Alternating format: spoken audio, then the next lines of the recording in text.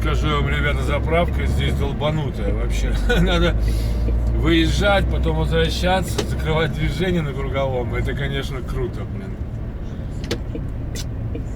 Я уикаю, честно говоря. И кофе никакого тут не дают, блин.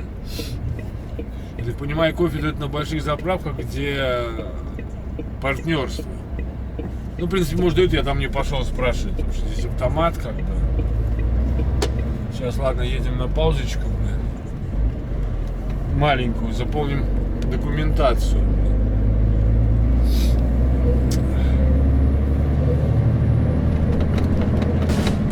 Ну, вернее, не на паузочку, а именно документацию заполним.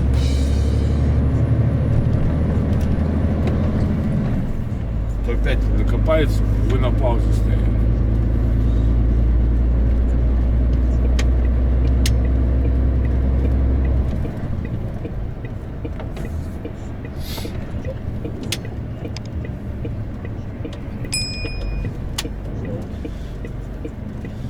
Так залил как бы полный AdBlue и полный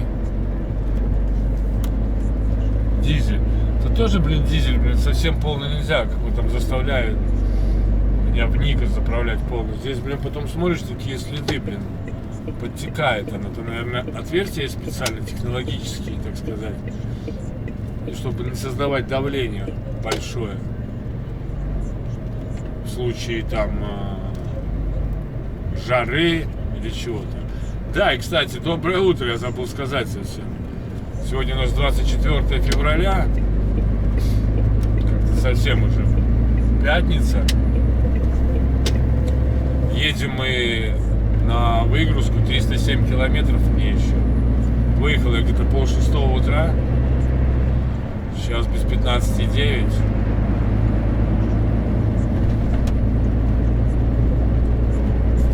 В плане было в 7 утра, я должен быть на выгрузке. Ну это так, я так понимаю. Пофиг.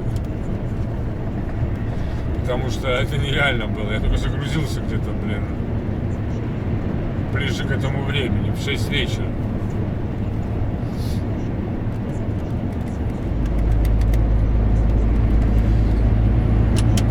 Блин, на трассу заедем на какой-нибудь паркинг, надо заполнить эти бумаги.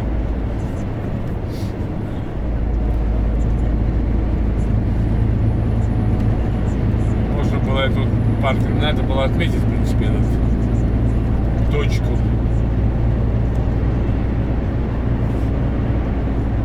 Для себя понемножку буду собирать информацию о паркингах. Ну, не о паркингах, а об этих, о заправках на Хайре.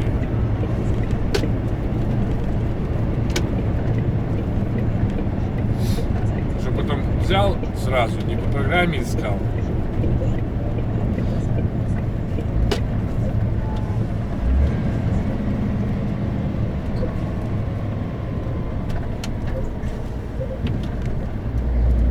Сюда нам не надо направо сразу, надо вот сюда. Берлин касса.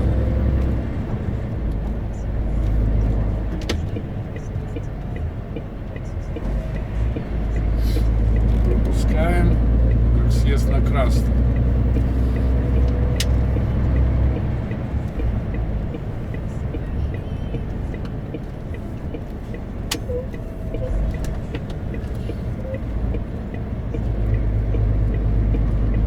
Харгиман. Кстати, Хигельман видел, блин, уже не первый раз эти цистерны заправочные. Возят они, ну, я думаю, топливо. Хотя эти цистерны все могут возить.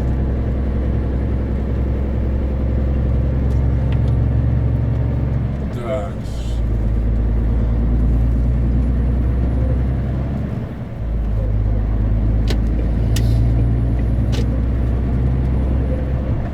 Прямой 120 километров проехали. Я так вообще-то надеялся, что кофе дадут. И шел на эту заправку, грубо говоря, из-за этого. Ну, фиг там. Облом.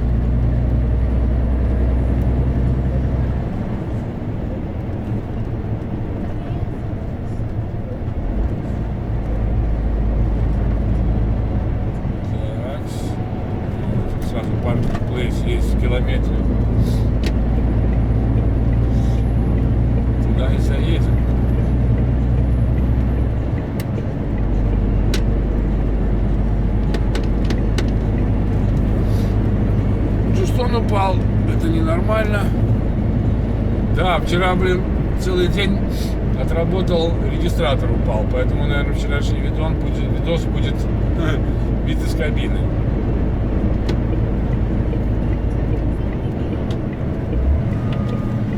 А тут туалет есть на этом паркинге.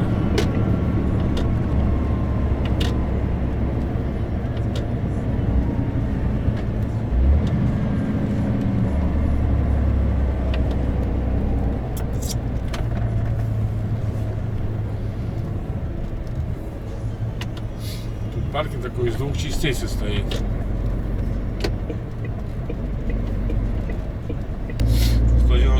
километра, да. Вот и снег пошел. Сначала был дождь, потом снег. Ой, что-то даже понравилось. Голова разбавилась. Зима, одним словом, возвращается.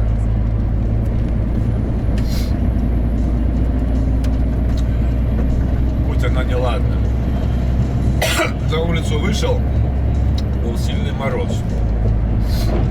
Ветер, холодно.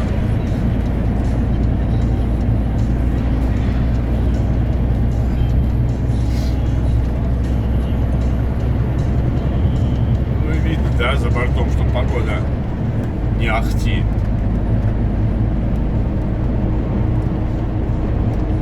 Но мы продолжаем нашу движуху под Берлин. На Берлин, под Берлин. Сегодня нормально день идет. Нормально выспался 5:30, где-то 25 или 5:30, грубо говоря. Нормальный выезд. Раньше меня, все-таки как-то тяжеловато выезжать, если так поздно заканчивается. После 9, после 11 часов, да, можно выезжать и в 5, и 4:30. После 9 как-то уже, трудновато. Не, ну если там маленький переход, то это не проблема. Проехал там 200 километров и все. А когда длинный переход, 570, 500, да, тогда уже трудновато.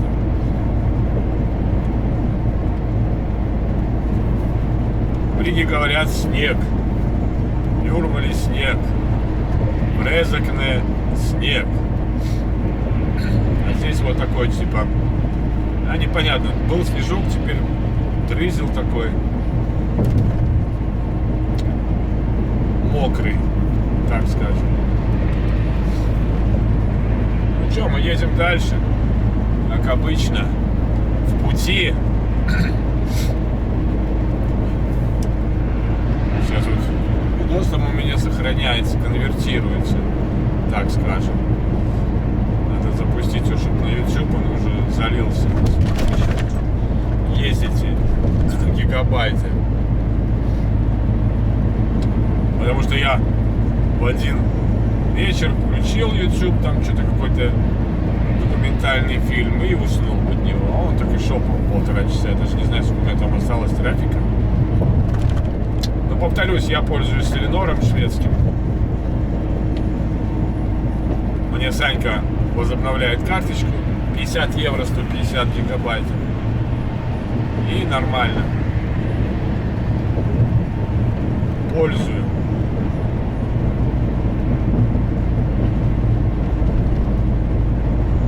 Кстати, сегодня пятница, заканчивается 3-я неделя. Правда, наверное, завтра я еще буду ехать. Я так подозреваю. Ну, если сегодня загружусь. Я думаю, они мне дадут погрузку в очередной раз. С выражением надо быстрее выгрузиться. Как будто от водителя зависит, как у тебя быстро или медленно загрузит, выгрузит. Если ты стоишь возле рампы, от тебя это ничего не зависит.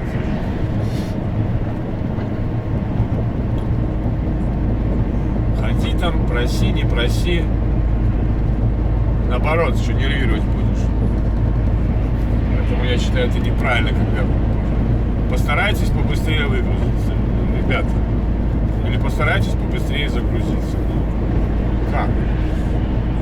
Можно постараться побыстрее закрепиться. Да, закрепиться, раскрепиться. Но сам процесс погрузки и выгрузки от водителя он не зависит. А часто диспетчера забывают об этом. Ну как, почему? А почему долго выгружает? А почему долго грузит? Ну только хочется сказать, давайте я вам вышлю телефон, вы позвоните в эту фирму и спросите, почему долго грузит или выгружает.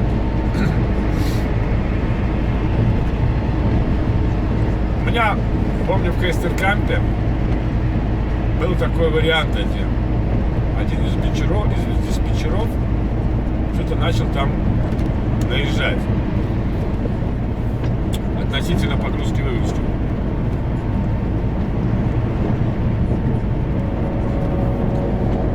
Вернее, так скажем, когда-то, когда я работал в Бултикоме еще мастером на подключениях, типа был такой вариант, что клиент не хотел там что-то подписывать, да, он типа другое сказал менеджеру, а менеджер другую заявку сделал. Я звоню менеджеру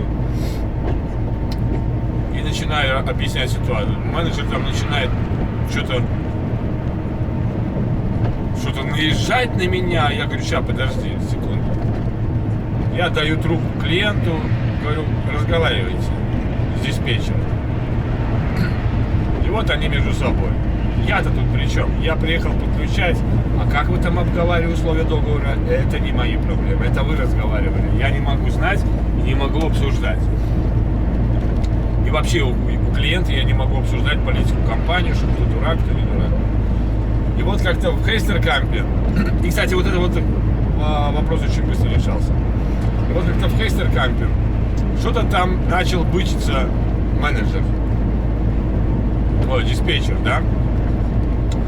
Что-то по поводу груза должно быть столько, почему мало, я пытался объяснить, там ни в какую. Я показываю этому на ресепшене по телефону, поговорите с моим этим самым. Он говорит, окей, нет проблем. Я говорю диспетчеру, сейчас с вами поговорят. Даю трубку, и они там между собой. Все. Сразу диспетчер согласился, вообще никаких вопросов, ничего нет. Дает трубку, говорит, ну да, там у них вот такая-то. Я говорю, я же тебе это объяснял. Почему ты на меня начинаешь наезжать, как будто в чем-то моя вина? 34 палета. Или там сколько, 30 было палетов. А они дают только 28, потому что у них нету больше. Пусть найдут, блин, там, или что-то где-то, ёхайды.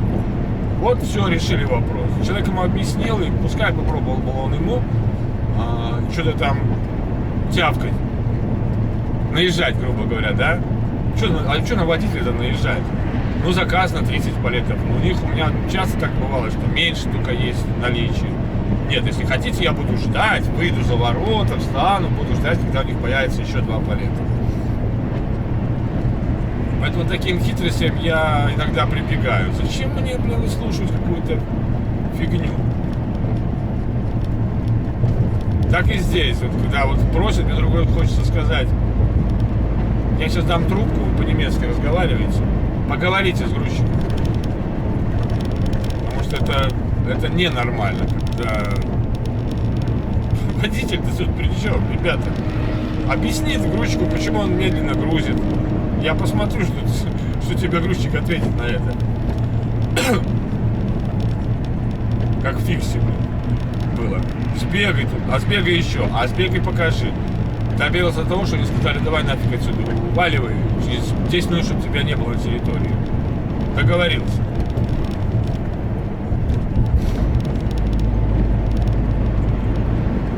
Ну вот я так по плану где-то 1:30 написано, приеду. Ну ладно, выгрузят меня, а потом что? Пятница. Ну, кстати, я вчера вот сегодня стоял ночью на паркинге, да, вот где я стоял, пробки. Я был удивлен. Там одна фирма, получается, напротив друг друга, но одна фирма. И она всю ночь работала. Всю ночь. Причем это, не завод никакой, это просто какая-то база перевалочная. Ну, машины не приезжали ночью, но они работали там что-то внутри. Хотя была одна машина, приехала, оставила прицеп, взяла другую и уехала. А эти все ворота, все три двери были открыты на склады. И ворота там карщик что-то развозил по двору. И так всю ночь. Я так стоял, честно сказать, вам на тоненького так, блин. Впереди румын стоял, мог хотя бы чуть-чуть еще 2 метра вперед проехать, даже больше там мог проехать. Но, правда, его внутри не было в кабине. Странно, румынская машина, а парня нет. Пошел к соседу ночевать, что ли, к другу. Такой, на другую улицу или куда. А может, к девушке пошел. Но машина стояла и занавешенная.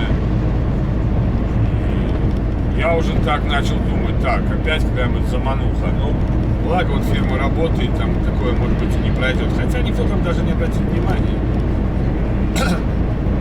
Но я стал так близко к машине, честно говоря, где-то полметра как оставалось. То есть, если бы он задом толкнулся бы, то он меня бы чукнул. Но у меня был включен видеорегистратор. То есть он всю ночь работал. Хотя он в какой-то момент, походу, отключился, потому что, когда я проснулся, он был выключен.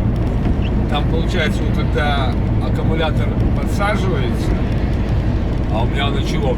От зарядки мог просесть, и от того, что автономка работает.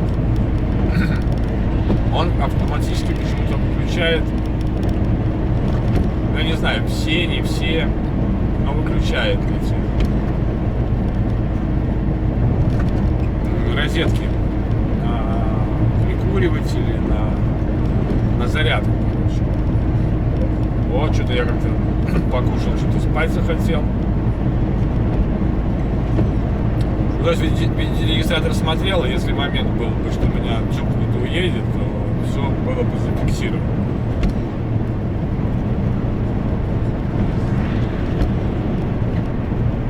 Город называется, знаете как, я сейчас скажу вам, как город называется. А фиг там. Много там названий, на плане можно посмотреть.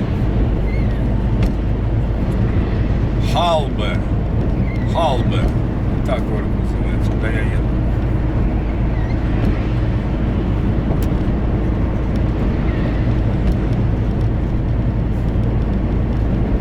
Так, что у нас там? Показывает текущий день. 6 часов я могу ехать. И работать я могу еще 9:18. У меня сегодня последняя. 9-очка.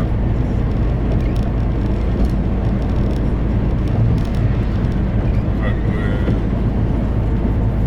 возможно, 10-ок у меня ни одной не истрачено по вождению.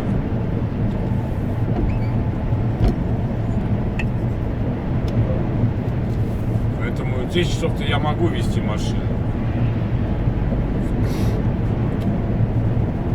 Ну, сегодня, если пятница, сегодня на паркингах места больше будет свободного, если что. Аборигены местные и не местные, немцы, голландцы, бельгийцы, французы торопятся домой. Ну нет, никакой не праздник, просто выходные.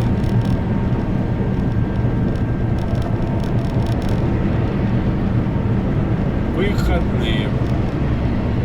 А где-то вот, не знаю, в какой стране запрещено грузить драйвера? Во Франции, по-моему? Или в Испании? Не, в Испании, кажется. Это говорит, что если драйвер сам грузит, там какие-то большие штрафы. В Германии, по-моему, по барабану. В Германии только вот запрет есть воскресный. в отличие от Скандинавии. Там вообще, блин, в любой момент можешь ехать. Главное, чтобы у тебя отдых был нормальный. А еще во Франции приветствуется, по-моему, насколько я помню, 3 езды, перерыв и отдых не менее 11 всегда.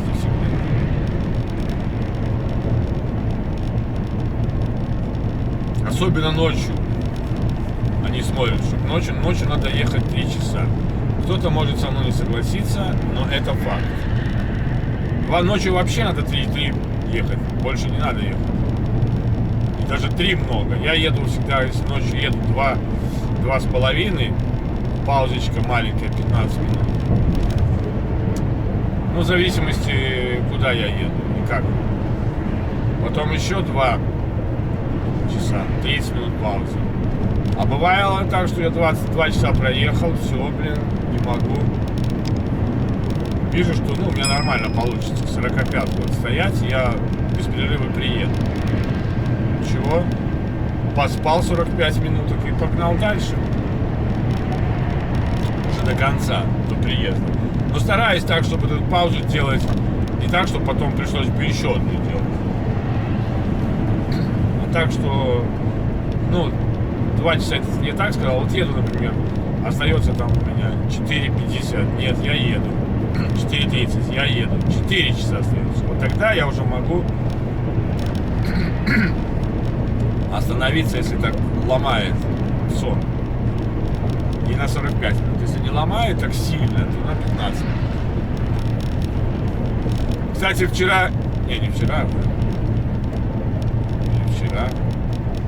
Да, вчера, кажется, еду навстречу, Талой Валдис, с Ника 2 едет.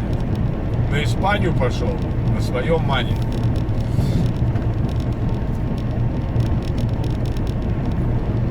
Пошел и пошел.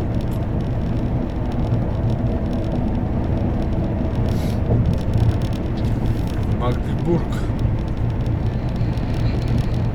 Хауэл Вердер. Да, надо было, кофейку вмазать еще. Клоник. После сытного обеда. Второго завтрака.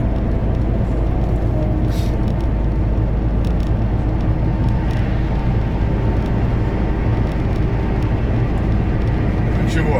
Надо позвонить кому-то, пообщаться, тогда сон как рукой снимет.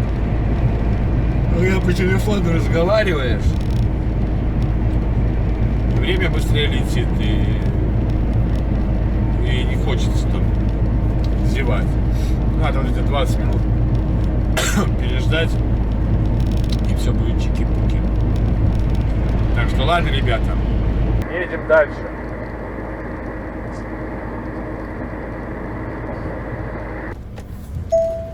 Пипец, блин. Тетка какая-то странная, блин. Я в концлагере работаю. Шнеллер, плац, что-то показывает. Нарисуй, блин, что надо туда задом заехать.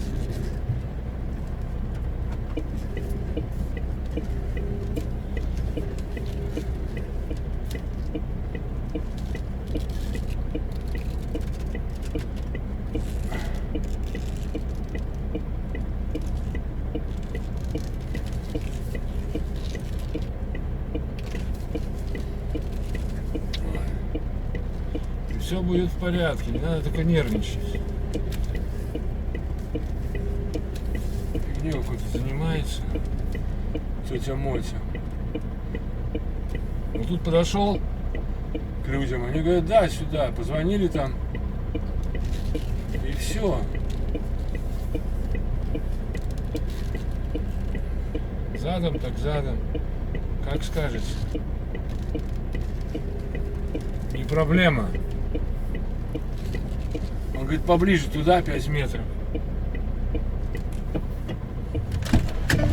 Окей? Еще назад.